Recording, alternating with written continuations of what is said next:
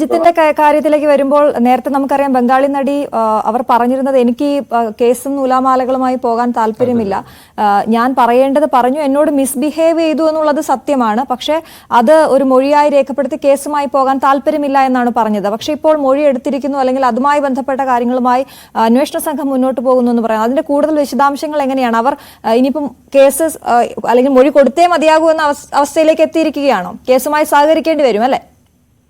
കേസുമായി സഹകരിക്കേണ്ടി വരും. കാരണം ഇങ്ങനെ ഈ രീതിയിൽ താൻ പരാതി പറഞ്ഞു ഇനി അതില്ല എന്ന് അവർ പറയുമ്പോഴും അത് ഇവിടെ ഉണ്ടാക്കിയിരിക്കുന്ന പ്രത്യാഘാതങ്ങൾ വളരെ തീവ്രമാണ്. അതിൽ മറ്റു സംശയങ്ങളൊന്നുമില്ല. അത് അവർക്ക് തന്നെയും ബോധ്യപ്പെടുന്നുണ്ട്.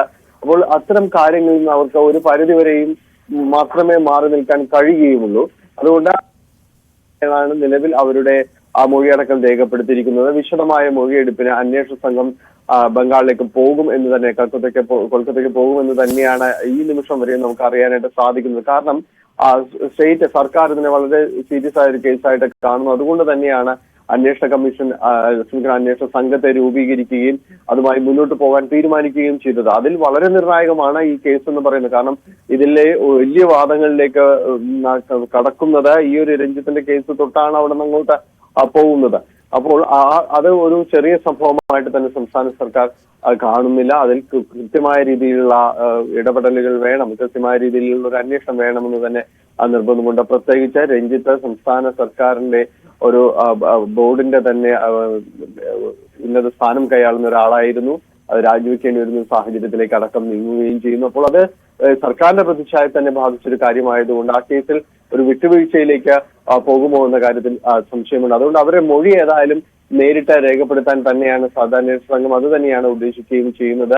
അതുകൊണ്ടാണ് ഈ തുടർ നടപടികളിലേക്ക് പോകുന്നത്. ഇപ്പോൾ ഡോക്യുമെന്ററി സംവിധായകൻ ജോസഫിന്റെ മൊഴി എടുക്കുകയും ചെയ്തു. അതോടൊപ്പം തന്നെ അവരുമായി ഇവിടെ സഹകരിച്ചിരുന്ന ഈ വിവരങ്ങൾ അവർ മറ്റു പലരോടും ഇവിടെ പറഞ്ഞിട്ടുണ്ട്. അവർ പലപ്പോഴും അത് വെളിപ്പെടുത്തുകയും ചെയ്തിട്ടുണ്ട്. ഈ വിവരങ്ങൾ ശ്രീലേഖമിത്ര തങ്ങളോടും ഈ വിഷയങ്ങൾ പറഞ്ഞതാണ് എന്ന് പറഞ്ഞിട്ടുണ്ട്. അപ്പോൾ അവരിൽ നിന്നുകൂടി ഈ അന്വേഷണ സംഘം മൊഴിയെടുക്കുന്നുണ്ട്. ഈ ദിവസങ്ങളിൽ ആ മൊഴിയെടുപ്പും പൂർണ്ണമാകും. ഇതെല്ലാം പൂർത്തിയായതിനു ശേഷമായിരിക്കും ബംഗാളി നടിയുടെ ഇവിടേക്ക് എത്തുന്നത്. അവരെ നേരിട്ടുള്ള മൊഴിയെടുക്കാനായിട്ട് അന്വേഷണ സംഘം പോവുകയും ചെയ്യുന്നത്. അതിന് മുന്നോടിയായി ഇവിടെയുള്ള കാര്യങ്ങൾ പൂർത്തിയാക്കുകയും. ശരി ഡാനി, ഒരു കാര്യം കൂടി, ഈ നമ്മൾ ഈ അമ്മ എന്ന സംഘടനയെ പറ്റി ഇപ്പോൾ സംസാരിച്ചിട്ട് കുറച്ചായി. അതിന് വലിയ പ്രശ്നങ്ങളുണ്ട് അവിടെ, വലിയ ഭിന്നത, കൂട്ടരാജി.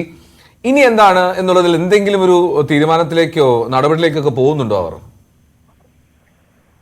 എന്തോ നിലവിൽ മറ്റൊരു തീരുമാനത്തിലേക്കും അവർ പോകുന്നില്ല. കാരണം ഇതിപ്പോഴുള്ള ഈ ഒരു വലിയ കൊടുങ്കാറ്റ് അതിൽ ആരൊക്കെ വീഴും എന്നത് മാത്രമാണ് അവര് ആശയക്കുഴപ്പത്തിലാക്കുന്നത്. കാരണം ആരെയും ഇപ്പോൾ ഒരു നേതൃത്വത്തിലേക്ക് ചൂണ്ടിക്കാട്ടാനോ അല്ലെങ്കിൽ ആരെങ്കിലും നേതൃത്വത്തിലേക്ക് കടന്നു വരാനോ തയ്യാറാകാത്തൊരവസ്ഥ അമ്മയിൽ ഉണ്ട് എന്നത് പരമമായ സത്യമാണ്. അതുകൊണ്ട് തന്നെയും നിലവിലുള്ളൊരു അഡ്ഹോക് കമ്മിറ്റി അതൊരു താൽക്കാലിക സംവിധാനം എന്ന രീതിയിൽ മറ്റ് ദൈനംദിന പ്രവർത്തനങ്ങൾ അടക്കം നടത്തിക്കൊണ്ടു പോകുന്നതിനൊരു സംവിധാനം എന്ന രീതിയിൽ തന്നെ മുന്നോട്ട് പോകാൻ തന്നെയാണ് സാധ്യതയുള്ളത്. ഉടനെയെങ്ങും ഒരു വലിയ ചർച്ചയിലേക്ക് നീങ്ങുന്ന രീതിയിലേക്ക് പുനഃസംഘടനയോ അല്ലെങ്കിൽ പുതിയ ഭാരവാഹിത്വങ്ങളിലേക്കോ കടക്കാനുള്ള ഒരു ചർച്ചകളിലേക്ക് പോലും കടക്കാനുള്ളൊരു ത്രാണി ഇപ്പോൾ ആ സംഘടനയ്ക്കില്ല എന്ന് തന്നെയാണ് അറിയുന്നത്. ഒന്നുകിൽ പരസ്യമായ പ്രതിഷേധങ്ങൾ അതിശക്തമാകുന്ന ഒരു സാഹചര്യമുണ്ട്. കാരണം അമ്മയുടെ കൊച്ചിയിലെ ഓഫീസിന് മുന്നിൽ ഭൂരിഭാഗം ദിവസങ്ങളിലും തന്നെ ഈ ദിവസങ്ങളിലെല്ലാം തന്നെയും വിവിധ സംഘടനകളുടെ പ്രതിഷേധമടക്കമുള്ള പരിപാടികൾ നടക്കുന്നുണ്ട്. അപ്പോൾ സംഘടനയ്ക്കെതിരെ പ്രതിഷേധം അതിശക്തമാണ്. ഒപ്പം അവർ ഉന്നത സ്ഥാനങ്ങളിൽ ഇരിക്കുന്നവർ ഇതുവരെയും ഒരു പ്രതികരണം പോലും നടത്തിയിട്ടില്ല. വലിയ നടന്മാരടക്കം ഒരു പ്രതികരണത്തിലേക്കും വന്നിട്ടില്ല.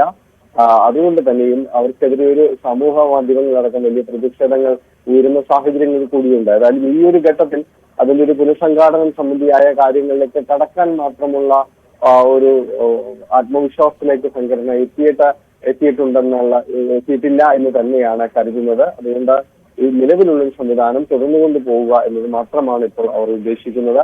ഏതായാലും അല്പ നാളുകൾക്ക് ശേഷമായിരിക്കും അത്തരം കാര്യങ്ങളിലേക്ക് കടക്കുക.